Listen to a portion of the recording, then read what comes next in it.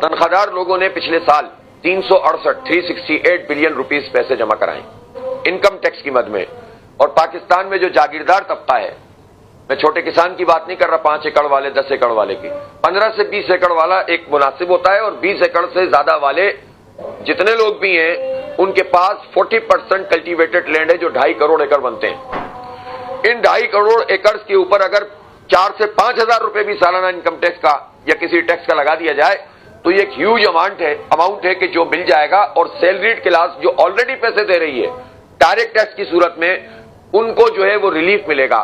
پہلے ہی وہ دے رہے تھے اور ان کو ایسا سلیب اس سال دے دیا بجٹ میں کہ ان کا بیڑا اگر ان کی تنخواہ بڑھ گئی ہے، پیسے کم ہو گئے۔ ہو سکتا ہے کہ آپ بھی اسی میں کوئی فال کرتے ہوں، میں بھی اس درد کو جانتا ہوں، اسی عمل سے گزرتا ہوں، آپ بھی اس بات کو سمجھتے ہوں گے۔ تو اس لیے تنخواہدار لوگوں کا ٹیکس کم ہونا چاہیے، جو موجودہ سلیب لگا ہے اس کو ہٹائیں، پچھلے والا چلیں، فی الحال چلنے دیں، بعد میں اس کو بھی کم کرنا چاہیے۔ تیسری بات جو آئی پی پیز کی ہے، آئی پی پیز کی قسمیں ہیں، 52% جو ہیں وہ تو ہمارے گورنمنٹ اونڈ آئی پی پیز ہیں، تو اس کے کیپیسٹی چارجز ہم کیوں ادا کریں؟ یہ تو ختم کیے جا سکتے ہیں نا۔ پھر گورنمنٹ سے متعلق لوگ آگے بڑھیں، شہباز شریف صاحب اپنی فیملی کی جو آئی پی پی ہے اس کی کیپیسٹی چارجز کہہ رہے ہیں کہ ہم نہیں لیں گے۔ بھائی ملک کے لیے قربانیاں دینے والے لوگ ہیں نا، یہ تو اتنی قربانی دے کر انہوں نے پی ڈی ایم 1 بنائی تھی، پھر قربانی دے کر اب پی ڈی ایم 2 اور 3 بنائی ہے، تو ذرا سی قربانی یہ دے نا، ہزاروں ارب روپے تو کما چکے ہیں ملک سے ہی، اپنی اسٹیل ملوں سے، شوگر ملوں سے۔ یعنی یہ تو حال یہ ہوتا ہے کہ گنا خرید لیتے ہیں، پیسے 6 مہینے بعد دیتے ہیں، 1 سال بعد دیتے ہیں، کورٹوں میں جا کر ان لوگوں سے پیسے لینے پڑتے ہیں، اور ان کا حال یہ ہوتا ہے کہ یہ گنے کے تھوک کے اوپر، بیگاس کے اوپر جو ہے وہ چلا رہے ہوتے ہیں، اور امپورٹڈ کول کے پیسے چارج کر رہے ہوتے ہیں۔ تو یہ آغاز کریں۔ کچھ آئی پی پیز ایسی ہیں جن سے ری نیگوشیٹ کیا جا سکتا ہے، کچھ آئی پی پیز ایسی ہیں جس میں فراڈ ہے کانٹریکٹ میں، جس کانٹریکٹ میں فراڈ ہو وہ دنیا کے کسی ادارے کہیں چیلنج نہیں کیا جا سکتا، چھٹی کر دینی چاہیے ایسے لوگوں کی۔ بھائی شروع تو کریں آپ، پھر جب آپ کریں گے تو آپ پھر چائنا سے بھی بات کریں گے، لیکن آپ چائنا کے پاس چلے جائیں اور اپنا کام کریں نہیں تو پھر کیسے ہوگا؟ حافظ صاحب یہ جو آپ کے مطالبات ہیں، جب آپ کی اب حکومت کے ساتھ مذاکرات کا سلسلہ شروع ہوا ہے، وہ آئے ہیں، آپ سے ملاقات بھی کی ہے، آپ نے جو مطالبات ہیں ان کے سامنے رکھے ہیں، اب اس وقت آج کے دن جو ہے وہ سٹیٹس کیا ہے، گورنمنٹ کیا کہہ رہی ہے، اور اگر فرض کیجئے کہ وہ یہ مطالبات نہیں مان پاتے تو پھر آپ کی حکمت عملی کیا ہے؟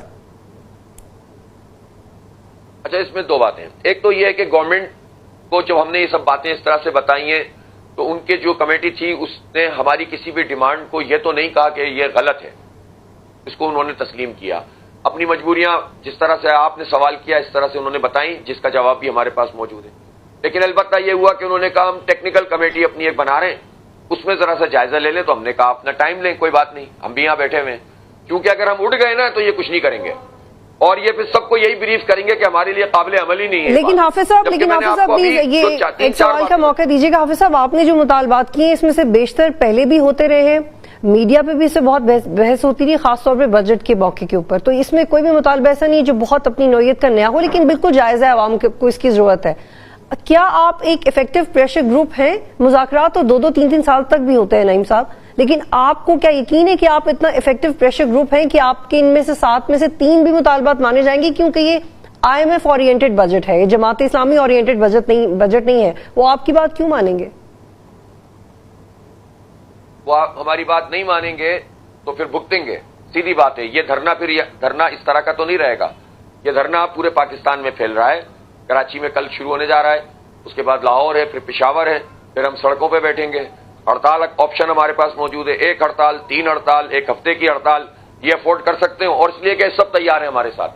پہلے اس لیے نہیں ہوا کہ یہ جو ہے نا، ہم کلام نرم و نازک کے عادی نہیں رہے، اور ان سے اگر پیار محبت سے بات کریں یا چھوٹے چھوٹے مظاہرے کریں تو یہ سمجھتے ہیں تو کیا آپ ایگریسو موڈ میں چلے جائیں گے نعیم صاحب؟ کیا آپ ایگریسو موڈ میں چلے جائیں گے؟ کیونکہ پچھلی دفعہ آپ نے پی ٹی آئی فوج کی بھی مذاکرات کروانے کی کوشش کی، کامیاب نہیں ہوئے، آپ کی اسمبلی میں صرف 1 ہی سیٹ تھی، آپ کی کوئی خاص سیاسی حیثیت نہیں تھی، جو کہ ایک سچ بات ہے، لیکن آپ کی کوشش ہمیشہ ہوتی تھی مذاکرات کو لے کے، آپ لوگ شیڈو بجٹ پیش کرتے رہے، آپ کا مینیفیسٹو بڑا امپریسو ہے، but you could not do any thing on ground, لیکن اب آپ کو لگتا ہے کہ آپ کر لیں گے؟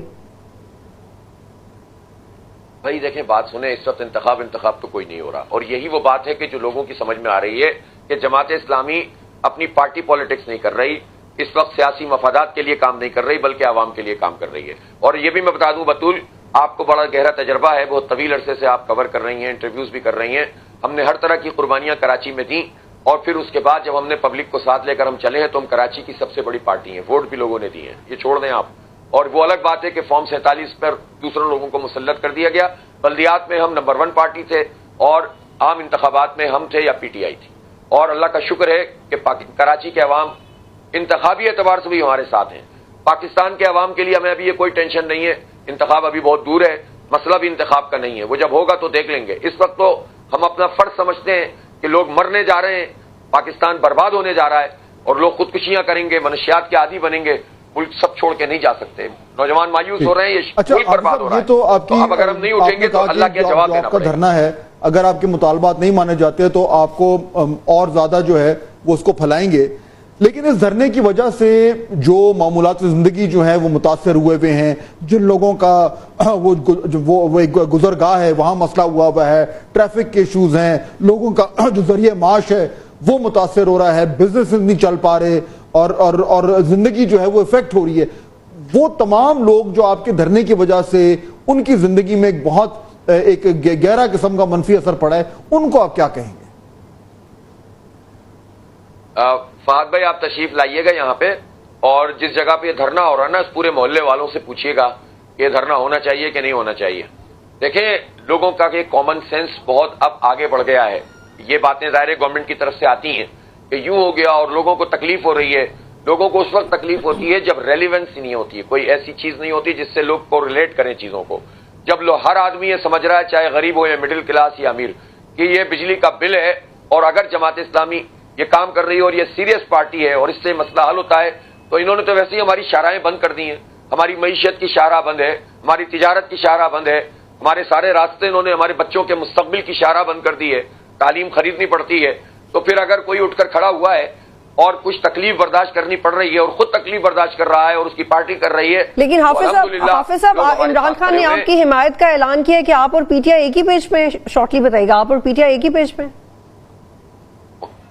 نہیں، انہوں نے حمایت کا اعلان کیا، میں اس کو ویلکم کرتا ہوں، خیر مقدم کرتا ہوں. اور میں تو تمام پولیٹیکل ورکرز کسی بھی پارٹی کے ہوں، پی ٹی آئی سمیت، وہ سب سمجھتے ہیں کہ یہ ہونا چاہیے، اور یہ سب کی آواز ہے. اس وقت کوئی، میں نے کہا نا، کوئی انتخاب تو ہونے جا نہیں رہا کہ پولیٹیکل پوائنٹ اسکورنگ ہو رہی ہو. مسئلہ دھرنے کو ختم کرنا نہیں ہے، مسئلہ لوگوں کو ریلیف دینا ہے. اور یہ دھرنا ہے ہی پاکستان کے 25 کروڑ لوگوں کا نمائندہ دھرنا، اور آپ لوگ بھی یہی کہہ رہے ہیں کہ ہر گھر کا مسئلہ ہے. پہلے کچھ معاملات ایسے ہوتے تھے جو صرف غریبوں پہ بوجھ پڑتا تھا. اب غریب تو بیچارہ جو ہے اس کا بوجھ تو اب ہم کیا بتائیں، لیکن مڈل کلاس لوگ سب سے زیادہ تنگ ہیں.